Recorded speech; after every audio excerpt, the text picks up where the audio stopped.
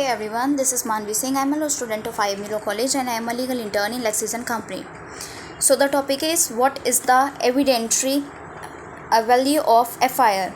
So evidentiary value of FIR, the evidentiary value of FIR is very important that any other during the process of cognizance of any offense or at the time of initiating the investigation about the information recorded at per section 154 or 155 of the CRPC.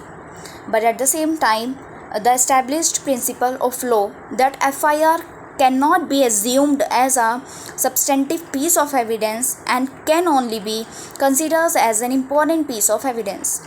So the reason for which the FIR is regarded as an important piece of evidence is because of its nature, that it is the first information of the cognizance of any offense, and it can be very important nature as it will help in the initiation of investigation about the offense. In Pandugran Chandrakant Maharati versus State of Madras, it was seen that it is in fairly well settled that FIR is not a substantive piece of evidence and it can be used only to impeach the crediworthiness of testimony recorded by the makers, and it cannot be used for the purpose of contradicting and or discrediting the testimony of the witness. Now the one question is raised here, which is does FIR has substantive value of it's just a piece of evidence? The main answer why FIR does not have substantive evidence value. The first one is because the statement in the FIR are not made an oath. And the second one is because the statement in the FIR are not made during the trial or at the time of proceeding. Third one is because the statement recorded in FIR has no cross examination in the court. Fourth one is because the statement recorded by the police officers are not admissible in the court.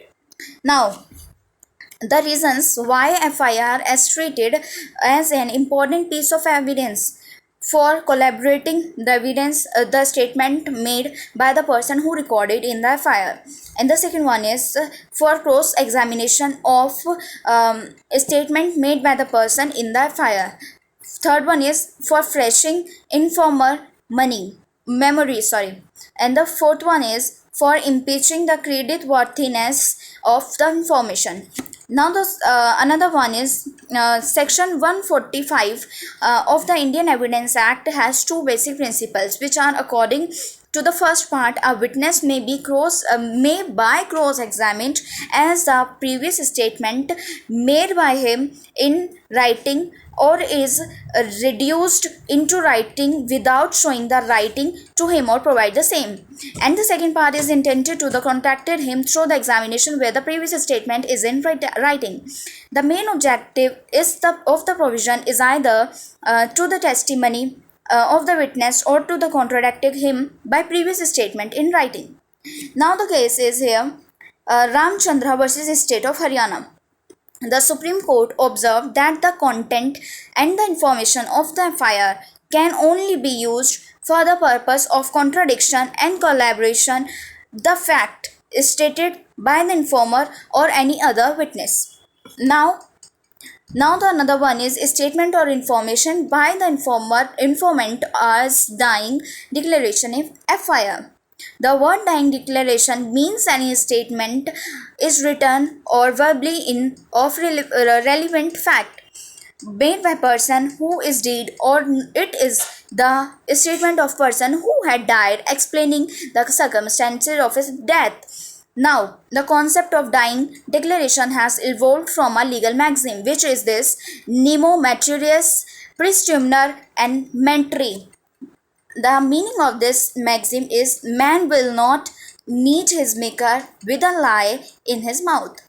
Now, Section 32 clause 1 especially deals with the concept of dying declaration in the respect of causing death, and it's assumed that such statements and relevance even whether the person who made them was not at the time for them when they are made.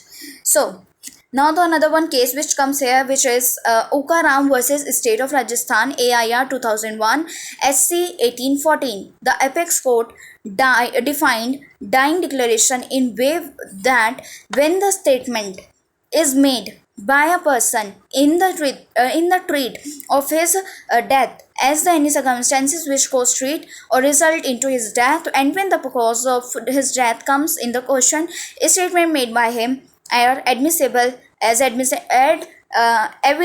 such in law are compulsorily called dying declaration.